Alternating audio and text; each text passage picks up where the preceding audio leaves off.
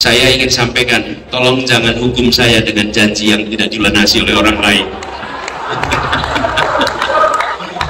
Iya, orang lain yang berjanji, jangan saya yang dihukum. Betul ya? Ya, tapi ini saya sering alami juga. Waktu saya maju pilkada di Jakarta, sama di Jakarta, semua orang itu di kampung-kampung bilangnya begini, Pak Anies, terima kasih, rencana Bapak bagus. Kami cuma mau tanya, Bapak mau di sini 5 tahun atau cuma sebentar saja nanti pergi lagi, Pak? Karena dulu ada yang berjanji di sini, belum selesai sudah berangkat pergi tempat lain. Dan saya bilang, tolong jangan hukum saya dengan janjinya orang lain.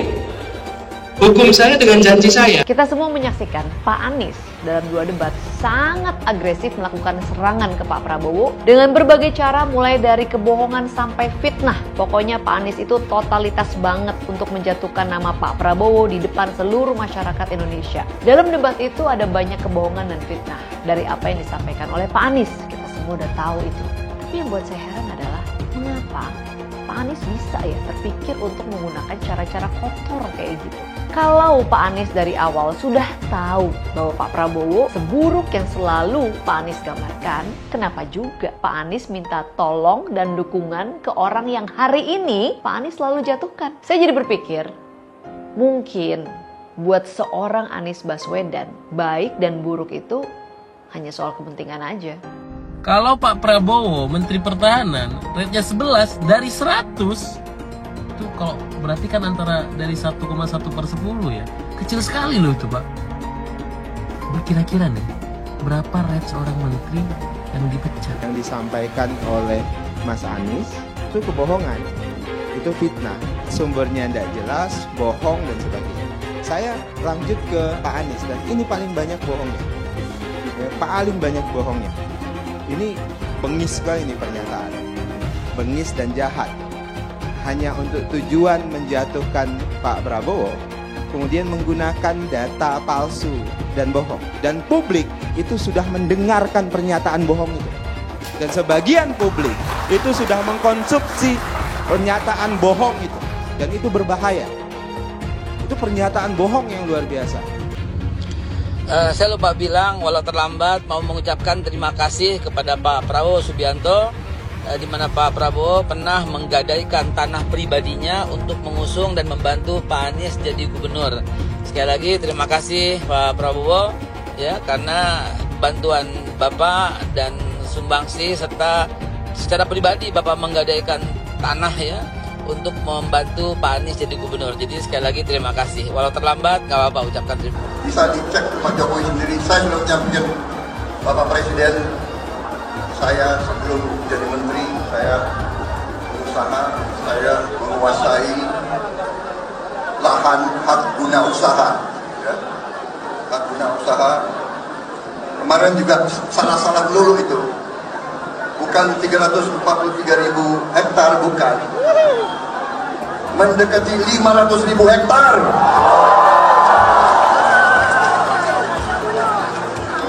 Dia mau ejek, mau menghasut. Dia mau bikin rakyat benci sama saya. Padahal Pak Jokowi ada saya di istana 2,5 tahun yang lalu. Saya sudah serahkan tanah itu kepada negara. Saya sampaikan ke Bapak Presiden, kalau lahan ini dibutuhkan untuk lumbung pangan bangsa Indonesia, pakai lahan HGU saya, gunakan, saya siap.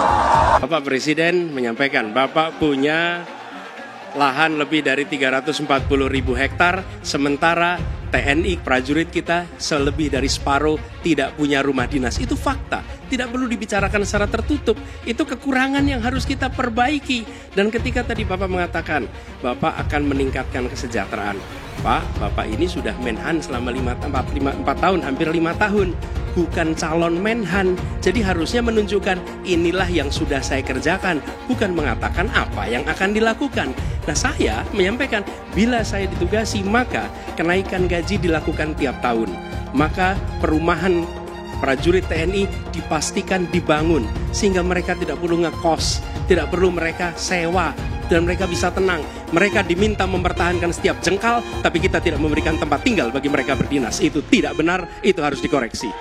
Mungkin ada yang asal bicara tanpa data, ya kan? Mungkin didorong oleh ambisi yang menggebu-gebu sehingga tidak objektif. Saudara-saudara sekalian, saya sebagai Menteri Pertahanan berpegang kepada doktrin, kepada strategi nasional, dan semuanya adalah atas dasar kepentingan bangsa dan rakyat Indonesia, dan saya mampu mempertanggungjawabkan, dan saya berkeyakinan hanya dengan pertahanan yang kuat kita akan dihormati, kita akan menjaga kepentingan nasional kita. Tanpa kekuatan militer, sejarah peradaban manusia mengajarkan bahwa bangsa itu akan dilindas seperti di Gaza sekarang ini. Akan diambil kekayaannya, akan diusir dari tanah airnya. Tidak bisa tidak, kita harus kuat. Kita harus kuat. Terima kasih. Cerita itu cerita, omon, ya. Tak bisa. Jadi tidak hanya omon. Kerjanya omon saja, nggak bisa. Tidak bisa. Sekali lagi Gus, mohon maaf, IKN ini bukan hanya membangun bangunan pemerintah, tapi juga sebagai simbol pemerataan pembangunan di Indonesia. Mungkin nanti setelah pulang dari debat bisa di Google, sudah banyak yang masuk. Namanya pada Agung Sedayu. Dan nanti akan tambah lagi mungkin setelah Pilpres, karena mereka akan pasti akan wait and see, melihat stabilitas politik di Indonesia. Saya itu tanya tips and triknya agar investasi ataupun proyek-proyek besar bisa di sana. Sebab saya lihat itu ada 32 proyek pemerintahan pusat, ada juga berbagai program-program yang luar biasa, patut kita banggakan. Dibandingkan dengan misalnya Kota Madiun yang hanya 11%, Cirebon hanya 7%, Tasikmalaya. Kita ingin triknya apa? Sehingga akses pendanaan pembangunan itu bisa bersifat adil dan merata. Kalau kita jadi pemerintah pusat nanti, tugas kita adalah membagi secara adil seluruh proyek-proyek nasional kita. Jumlah proyek,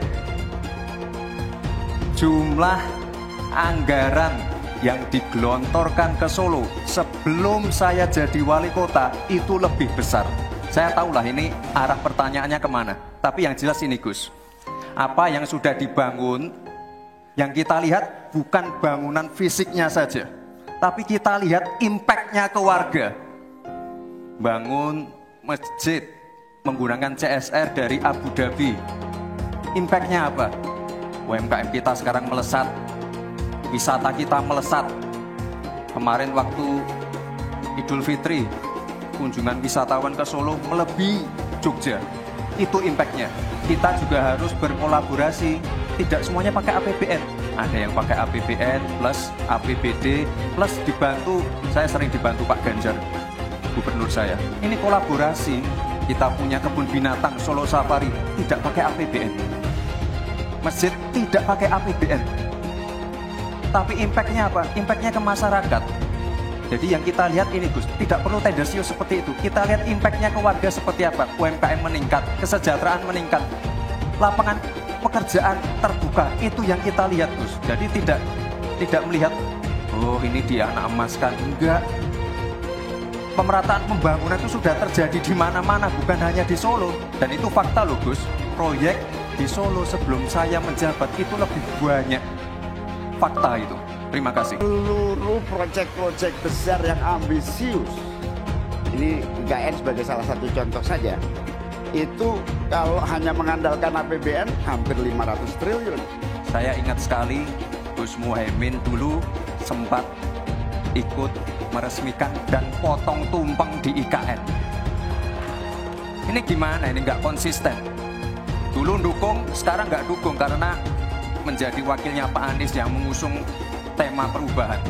Sekali lagi Gus, mohon maaf, IKN ini bukan hanya membangun bangunan pemerintah, tapi juga sebagai simbol pemerataan pembangunan di Indonesia, sebagai simbol transformasi pembangunan di Indonesia. Kami memiliki satu tekad bahwa di dalam pemerintahan yang akan datang minimal harus dibangun 40 kota baru yang selevel dengan Jakarta.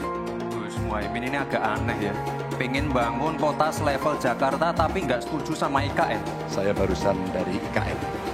Mas Anies, dengan berbagai kondisi yang ada di Jakarta, apa pendapat Mas Anies ketika kemudian Indonesia sentris itu ingin dibangun, mimpi besar anak bangsa sejak presiden sebelumnya ingin dibangun untuk memindahkan ibu kota dari Jakarta ke IKN.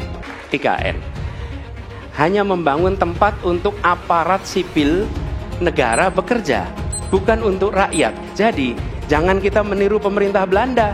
Mereka punya kota tua, ketika kota tua turun permukaan, mereka pindah ke selatan, bikin di sekitar Monas, ditinggalkan, masalah tidak diselesaikan. Kita harus menghadapi masalah dengan menyelesaikan. Apakah boleh saya simpulkan kalau begitu, Mas Anies dalam posisi yang oposisi terhadap beberapa kebijakan termasuk IKN, menolak IKN dilanjutkan? Saat bicara tentang ibu kota baru kita, banyak orang bilang ngapain keluarin 470 triliun buat IKN, mending dibagi-bagiin ke orang miskin. Itu pola pikir yang sempit, yang cuma mikirin solusi sementara. Kepadatan penduduk, populasi yang membludak, polusi yang semakin parah, itu semua jadi permasalahan yang harus dipikirkan solusi jangka panjangnya. Dan IKN adalah solusi tersebut. IKN dibangun untuk menyelesaikan permasalahan yang sekarang sekaligus mencegah permasalahan yang mungkin akan datang di masa depan. Kesejahteraan masyarakat Indonesia harus menjadi prioritas utama. Milih Anies dan Imin setidaknya sudah menyelamatkan Indonesia dari kehancuran. Gus Dur saja dikudetanya, apalagi rakyat. Yang satu memang jago kata-kata, jago beretorika, nggak kelawan kalau soal kata-kata. Di sisi lain, kita sama-sama melihat yang sudah ditulis pakai tangan dia sendiri, pakai hati dia sendiri, lagi dia ingkari, apalagi hanya mengandalkan kata-kata dan janji. Pun demikian dengan janji Cak Ponimin. Gus Muhaimin memberikan program siapapun yang hamil yang ada di muka bumi Indonesia ini akan diberikan tunjangan selama hamil. Karena itu yang masih jomblo secepatnya nikah, hamil, dibiayai kehamilannya oleh Gus Muhaimin. Akan mendapatkan subsidi, akan mendapatkan tunjangan rata-rata 6 juta selama kehamilan. Gus Muhaimin dan PKB menang. Semua yang punya sepeda motor, BBM-nya kita subsidi gratis tanpa biaya. Siapa yang di sini punya sepeda motor? Tahun 2024 PKB menang, Gus Muhaimin presiden, disubsidi serendah-rendahnya harga subsidi BBM. Kalau PKB sekarang bukan PKB Gus Dur, ini PKB Caimin. Jadi beda, PKB-nya sudah beda. Jadi nggak bisa lagi menurut saya, memang masih tetap jualan nama Gus Dur, itu ada larangannya jelas sekali. Tapi ya namanya orang masih mencuri-curi, kebiasaan kayaknya mencuri-curi. Mencuri partai, sekarang mencuri gambar.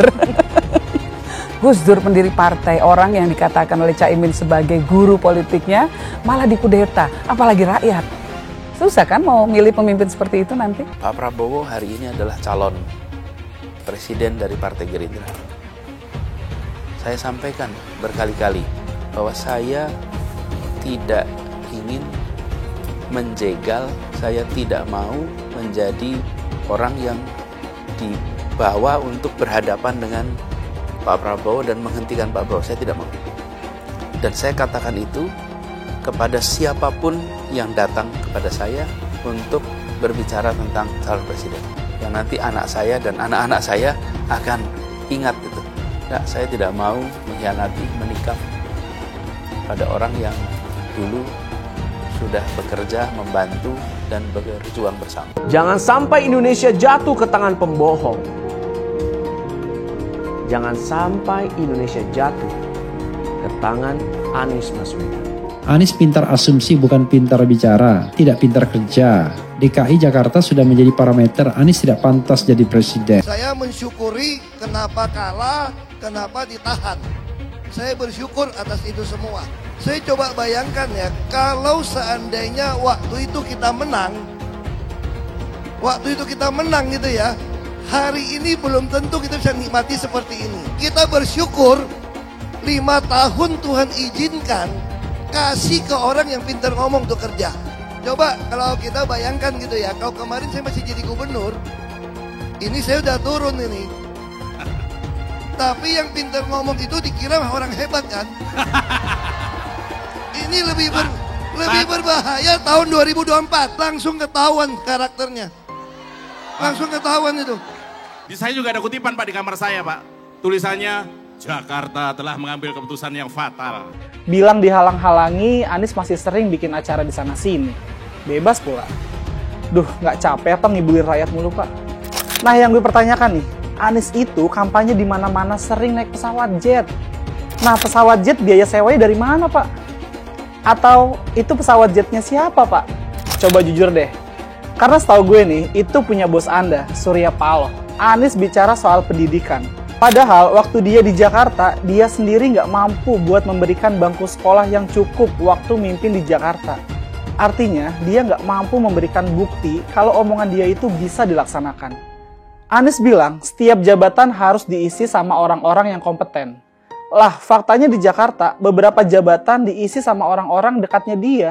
Nggak kompeten pula. Terus TGUPP, itu yang jumlahnya seabrek-abrek, fungsinya buat apa, Pak? Kok Jakarta makin berantakan sih? Sekali lagi, Anies nggak bisa membuktikan omongannya. Anies bilang dia akan membuka lapangan kerja. Yang dulu janjinya 200.000 lapangan kerja, ternyata cuma omong kosong, alias cuma janji palsu. Soal pembangunan yang berkelanjutan. Dia bilang di Jakarta dia udah meneruskan yang udah baik. Lu jangan percaya ya, itu ngibul. Faktanya nggak seperti itu loh. Belum lagi nih, program penanggulangan banjir. Jadi di daerah Jakarta itu ada daerah yang sebelumnya udah bebas banjir. Pas Anies mimpin, kok bisa-bisanya daerah itu banjir lagi? Gimana nggak banjir kalau kalinya udah nggak pernah dikeruk sama dibersihin, Pak? Kalau soal Jakarta, gue bisa bicara banyak deh. Jadi gue saksi bobroknya kepemimpinan Anies di Jakarta. Dan gue bisa pastiin, omongan manisnya Anies soal apa yang dia lakukan waktu mimpin Jakarta itu banyak ngibulnya. DKI yang kita harapkan, Anies Baswedan yang begitu jelas Islamnya, 4 tahun 8 bulan jadi gubernur. Mana peraturan pergub saja yang melarang migrasi? Mana perda Islam apalagi? Yang akhirnya tidak berani juga menegakkan hukum. Banjir tetap banjir, macet tetap macet, kriminalitas Jakarta. Anda tahu, 2 menit sekali terjadi pencurian. Sekarang orang sedang euforia, dia mau dicapreskan. Bagaimana umat terjebak lagi, bodoh lagi, masuk lagi. Kalau misalnya memang Anies itu mau maju dan dia tekad mau menegakkan hukum Islam dan menyatakan perlawanan, saya peduli. Tapi dia tidak lakukan itu. Bapak politik identitas Indonesia Anies Baswedan, Bapak intoleransi Indonesia Anies Baswedan. Jangan lupakan, jangan terlena, jangan sampai dia pecahkan kita dengan dagangan ayat dan mayatnya. Air itu turun dari langit, turunnya ke atap rumah langsung sumur bor, bukan ke sungai dan ke laut. Jangan hanya konsentrasi pada pembangunan benda-benda mati yang indah difoto dan bisa ditunjukkan dalam 5 tahun hasilnya. Kalau kita mau menilai sebuah janji, maka lihat janjinya atau lihat kenyataannya. Dulu janjinya apa ya? Dan ini aneh, betul-betul aneh. Ini bukan kampanye, tapi saya sampaikan sini. Di satu sisi menyiapkan jalur-jalur air untuk dikirim ke laut, di sisi lain di lautnya dipasang dengan pulau reklamasi, tinggal tunggu waktu jadi rob, air balik. Dan ini melawan sunatullah. Kenapa? Air itu turun dari langit ke bumi, bukan ke laut. Harusnya dimasukkan ke dalam bumi, masukkan tanah. Di seluruh dunia air jatuh itu dimasukkan ke tanah,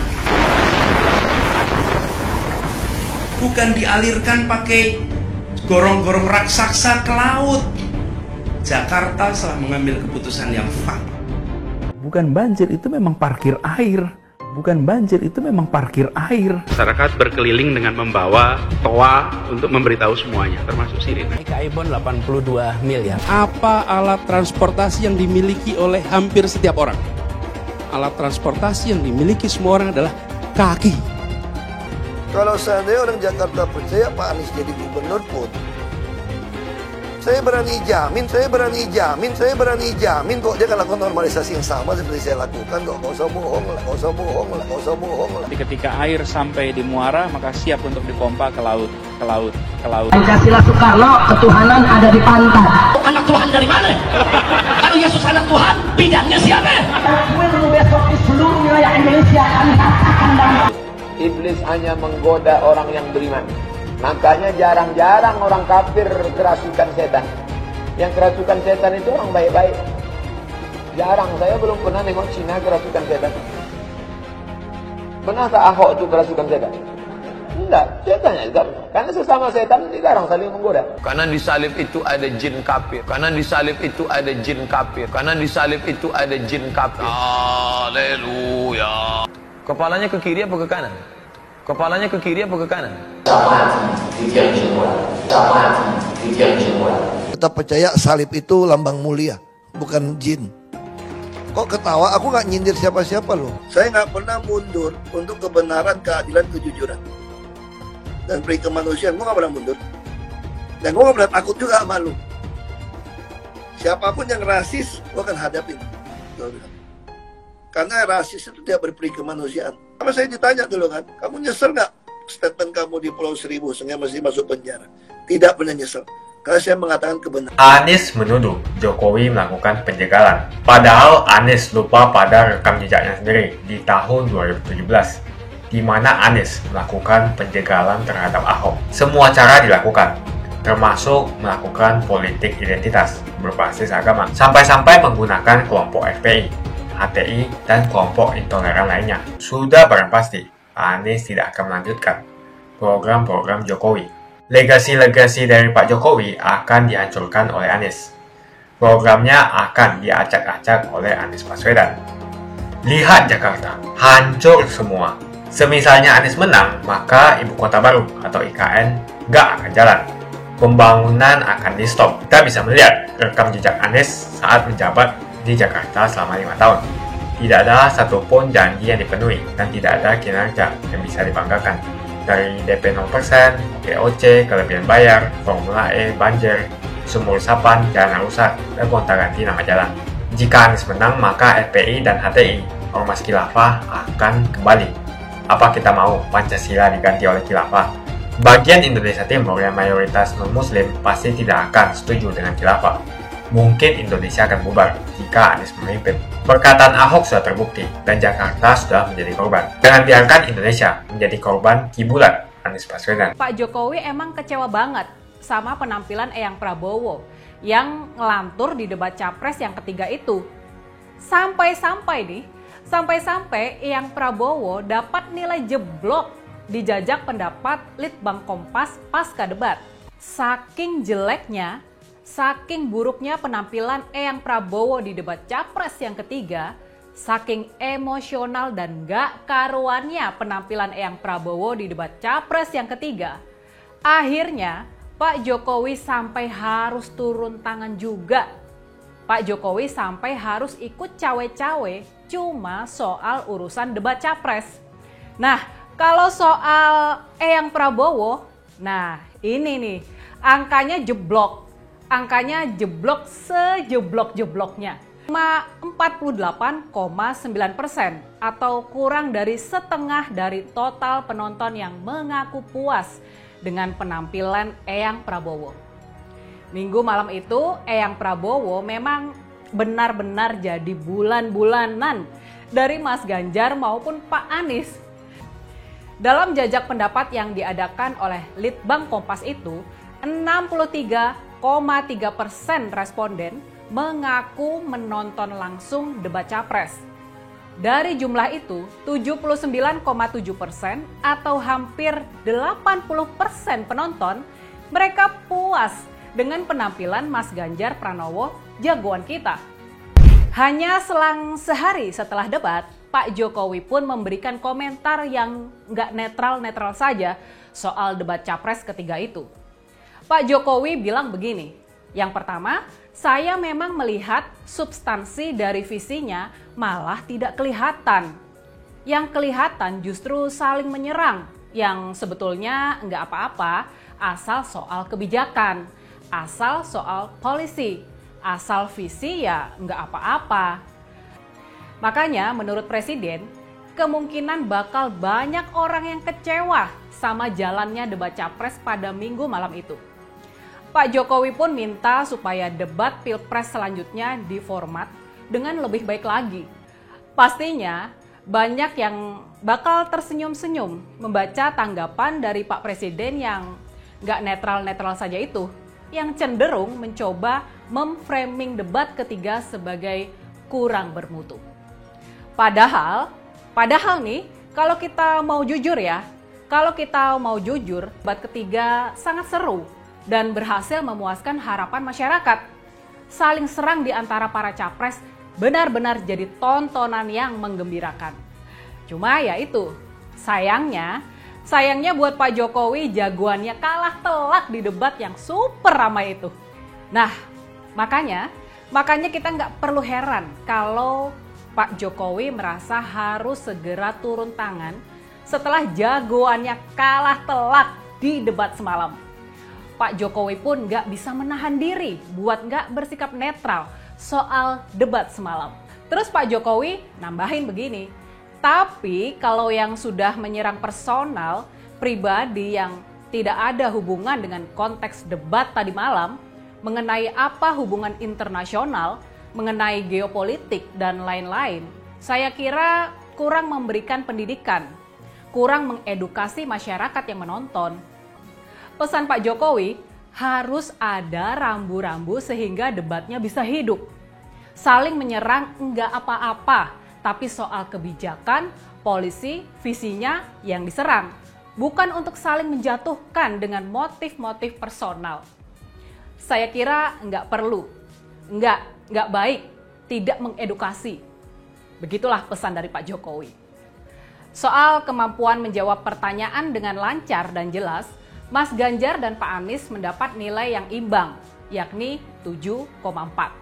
Sementara itu, Eyang Prabowo lagi-lagi ada di urutan buncit, cuma mendapat nilai 6,9 saja, di bawah nilai 7. Soal penampilan kandidat di atas panggung, responden memang memberi nilai sedikit lebih baik kepada Pak Anies. Pak Anies mendapat nilai 7,9, sementara Mas Ganjar 7,8. Eyang Prabowo sendiri mendapat nilai 7,1 saja. Sangat-sangat jomplang.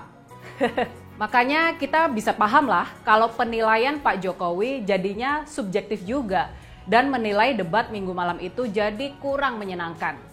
Ya mau apa lagi? Wong jagoannya memang kalah telak kok. Dan yang menarik nih, dari debat Minggu malam itu, dalam penilaian survei telepon Litbang Kompas, bisa dikata Mas Ganjar yang jadi juara umum dalam debat ketiga. Nah, untuk bagian yang terpenting dari debat ini, yakni penguasaan masalah, Mas Ganjar unggul jauh. Dia mendapat nilai 7,4 dari para responden. Sementara itu nilai Pak Anies adalah 7,2. Dan Eyang Prabowo lagi-lagi nilainya jeblok, cuma 6,9 saja. Sekarang sudah jelaslah bedanya penilaian publik sama penilaian Pak Jokowi soal debat Capres yang ketiga. Dan sudah jelas juga, sudah lumayan jelas kalau ada nuansa kepanikan dalam tanggapan Pak Jokowi terhadap debat tersebut. Dan kalau di rata-rata, sudah pasti Mas Ganjar ada di urutan pertama dengan nilai tertinggi. Sementara itu Eyang Prabowo sudah pasti ada di urutan ketiga, urutan paling buncit. Pak Jokowi pastinya sangat was-was dengan penampilan Eyang Prabowo yang semakin hari semakin loyo saja. Cuma bisa jadi bulan-bulanan dari Mas Ganjar dan Pak Anies. Sekarang ini sudah bisa dipastikan kalau Pilpres bakal berlangsung 2 putaran. Dan masalahnya, semakin lama Pilpres berlangsung, Eyang Prabowo tampak semakin kedodoran saja.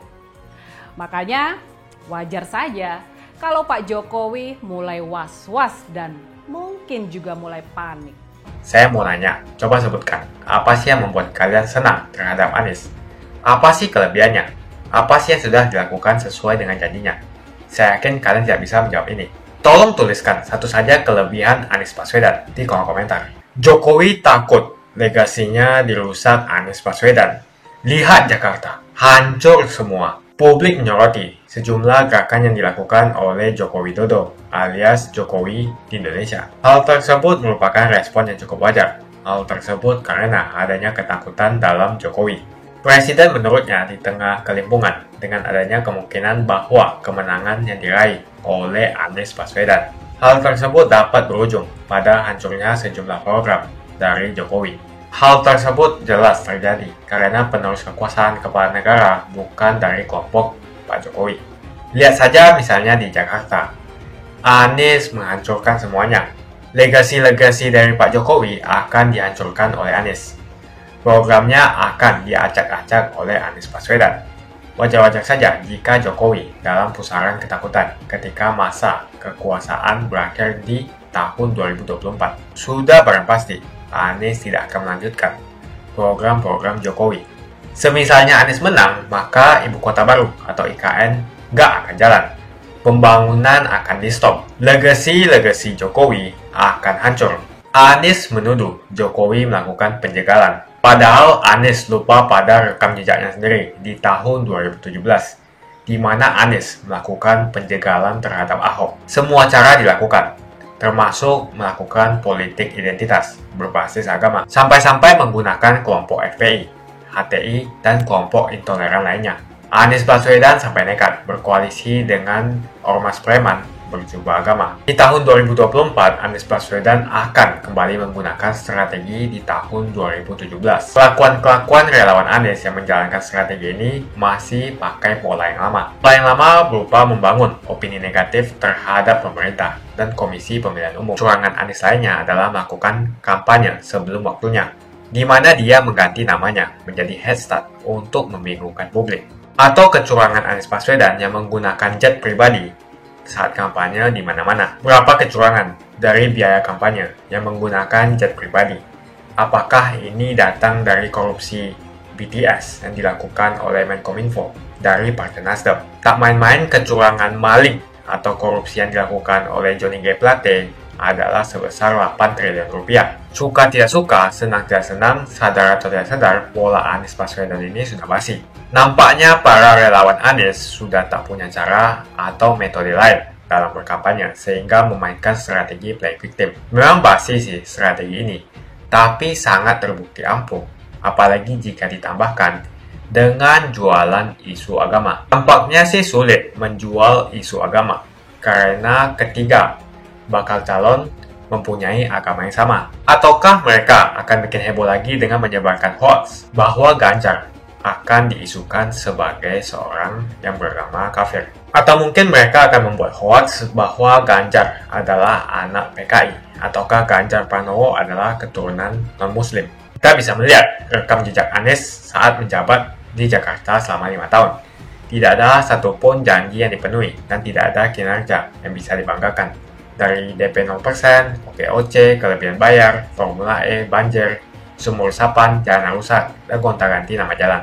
Diketahui Anies pun masih berhutang 100 miliar kepada Sandiaga Uno, dan sampai saat ini belum dibayarkan. Untuk jadi gubernur saja, Anies sampai berhutang 100 miliar kepada Sandiaga Uno, dan belum dibayarkan.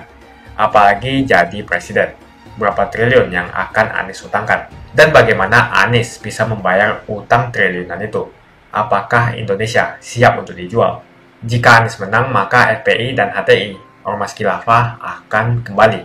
Apa kita mau Pancasila diganti oleh Khilafah?